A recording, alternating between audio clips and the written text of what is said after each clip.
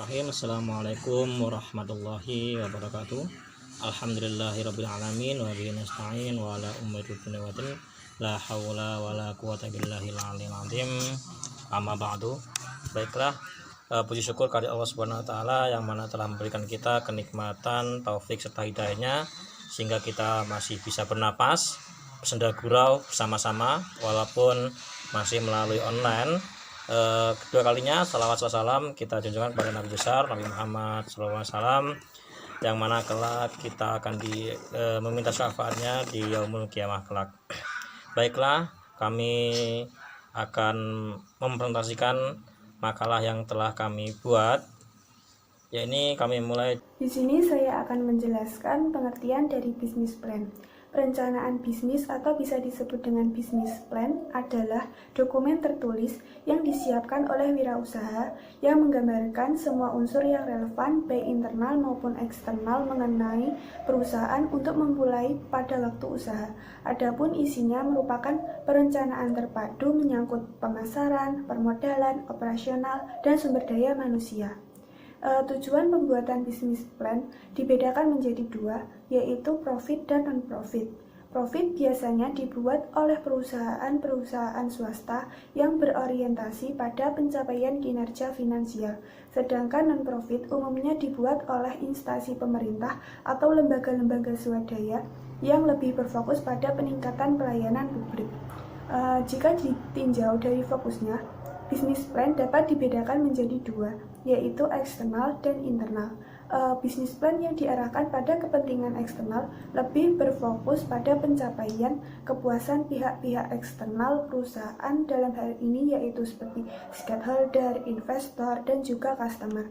Sementara untuk bisnis plan yang diarahkan pada kepentingan internal lebih fokus pada pencapaian tujuan internal tersebut melalui peningkatan kualitas produk, pengembangan produk, layanan, sistem teknologi, informasi, dan lain sebagainya. Sedangkan alasan pentingnya penyusunan bisnis plan sendiri yang pertama yaitu dapat mengetahui apa saja yang dibutuhkan dalam menjalankan bisnis. Di dalam sebuah perencanaan bisnis menguraikan berbagai kebutuhan bisnis mulai dari jumlah modal, jumlah karyawan, supplier, biaya operasional, dan lain sebagainya. Semua ditulis secara lengkap sehingga dapat mengetahui segala yang diperlukan untuk membangun suatu bisnis. Yang kedua yaitu membantu menghadapi persaingan dan kompetitor. Dengan adanya perencanaan bisnis, maka dapat menganalisis pemasaran berupa kekuatan, peluang, kelemahan, dan tantangan bisnis. Dengan begitu, bisa dijadikan dasar untuk membuat strategi pemasaran yang baik secara sekaligus fleksibel dalam pelaksanaannya. Bisnis plan perlu diperbarui secara berkala dan disesuaikan dengan iklim ekonomi dan kondisi industri terkini. Yang ketiga yaitu mendapatkan modal dan investor. Bisnis plan dengan riset yang baik, dengan perhitungan realistis akan mampu meyakinkan investor bahwa Anda cukup menguasai bisnis dan membuatnya mengerti bahwa bisnis Anda bisa menjadi investasi yang potensial bagi calon investor. Yang keempat yaitu untuk memotivasi dan fokus pada tujuan. Bisnis plan harus berisi visi, misi, dan daftar tujuan yang spesifik sehingga akan membantu merencanakan bagaimana, kapan, dan mencapai tujuan-tujuan tersebut.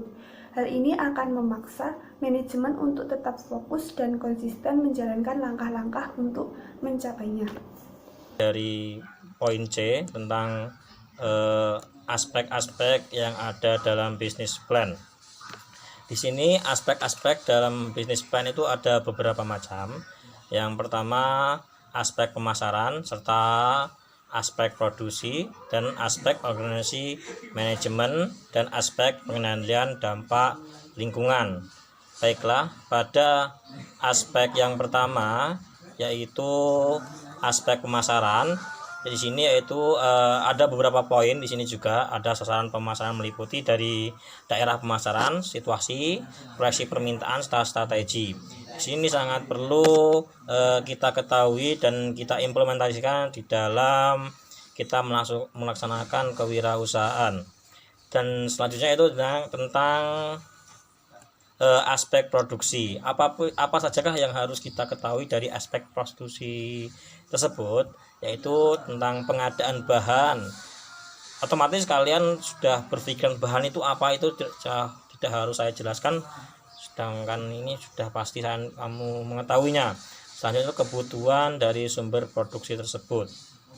Di sini sumber daya produksi, kemungkinan manusianya ataupun alat yang digunakan.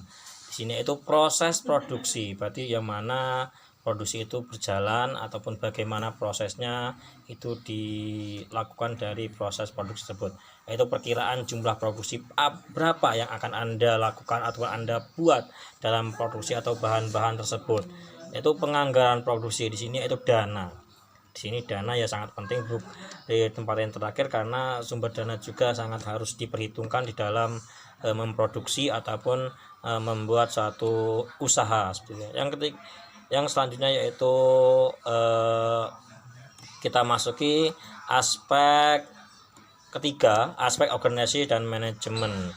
Di sini kok kenapa aspek organisasi dan manajemen?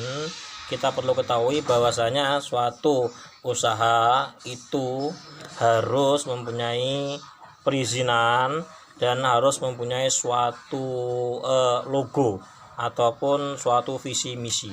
Di sini kan namanya suatu usaha, berarti kan bisa dibilang itu suatu perkumpulan orang yang mempunyai tujuan khusus, berarti kita samakan seperti suatu organisasi. Dan di dalam suatu organisasi tersebut harus mempunyai manajemen yang baik, seperti halnya yang kita ketahui selama ini kan pasti sudah pasti tahu ya, suatu organisasi harus memerlukan suatu manajemen yang baik. Itu tidak perlu saya jelaskan lagi bagaimananya. Yang selanjutnya penganggaran organisasi manajemen. Apa kok maksud pelanggaran itu? Ini proyeksi peningkatan sejalan dengan peningkatan produksi. Berarti jalannya produksi ataupun jalannya suatu usaha itu harus adanya anggaran tertentu di dalam suatu organisasi dan manajemennya. Seperti itu. Yang selanjutnya itu aspek pengendalian dampak lingkungan. Di sini juga kita dalam mendirikan suatu usaha ataupun suatu pabrik ataupun mencari suatu tempat, kita harus melihat dari aspek-aspek ini. Apakah kita dirikan ini baik untuk masyarakat ataupun diperlukan oleh masyarakat? Itu harus kita lihat dari pertama, limbah. Dari limbah yang dikeluarkan, apakah itu baik untuk masyarakat? Apakah itu mengganggu dari masyarakat? Itu kan kita perlu mengetahuinya. Selanjutnya itu dampak biofisik. Dampak ini masih dampak negatif ya. Jadi kita harus melihat dari apakah ini berdampak bagi masyarakat atau tidak. Yang selanjutnya itu pengendalian dampak lingkungan. Jadi di dalam suatu pabrik ataupun produksi yang besar ataupun yang kecil, kita harus melihat aspek dari pengendalian ini. Ini bisa menjadikan suatu proyeksi ataupun rencana biaya ini untuk dialokasikan kepada operasional pengendali seperti itu. Untuk saya, untuk masyarakat dan untuk kawasan tempat tersebut. Lanjutnya itu aspek keuangan atau yang sering kita bahas itu modal. Di sini modal sangat dibutuhkan, yang mana suatu usaha bisa berjalan dengan lancar apabila modal juga lancar itu. Dan kemungkinan yang lainnya itu ada namanya yang pendukung lainnya, yaitu kebutuhan modal awal, proyeksi neraca, proyeksi laba rugi, proyeksi arus kas, analisis rasio keuangan. Itu sudah kita pelajari di semester 2, insya Allah itu sudah kita pelajari di akuntansi ya. Itu sebagian besar dari aspek keuangan ini.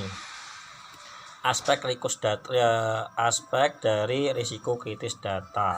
Ini aspek ini itu mengidentifikasi beberapa masalah yang berkaitan dengan dampak dari tren yang menguntungkan dari industri, biaya desain dan potensi persaingan baru.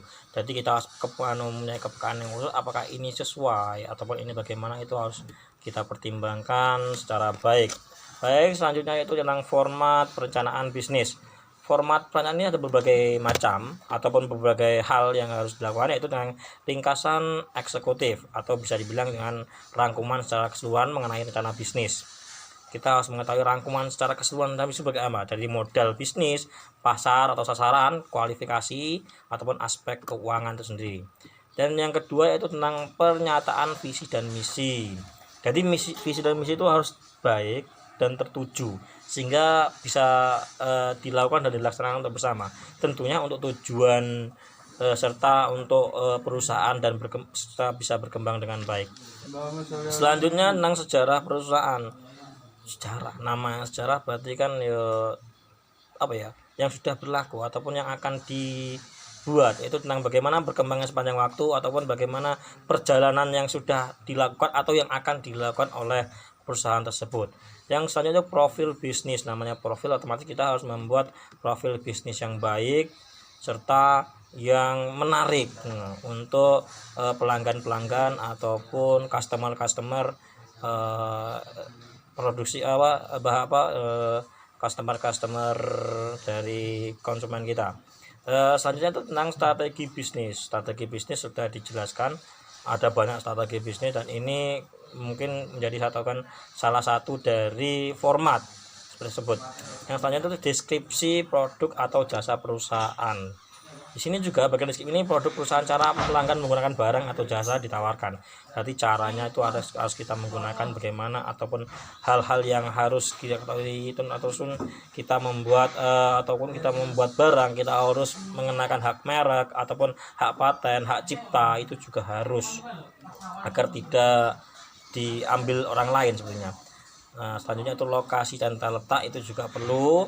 Pelanggan harus namanya pebisnis harus mengetahui ataupun memberikan alokasi tempat yang sesuai agar pemasaran tidaklah buruk seperti itu. Yang selanjutnya itu lokasi analisis pesaing. Jadi kita juga harus melihat dari analisis pesaing yang berada di lingkungan tersebut. Untuk bagaimana? Ya untuk kita bisa mencapai keuntungan yang maksimal mungkin. Selanjutnya uraian tim manajemen, rencana operasi, serta proyek keuangan, strategi memanen itu bisa dibaca dan bisa disikapi bersama-sama. Mungkin dari kami, apabila adanya kekurangan dalam penjelasan, adanya berlebihan dalam berkata-kata, kami mohon maaf, kami juga manusia. Wabillahi taufiq wal hidayah. Wassalamualaikum warahmatullahi wabarakatuh.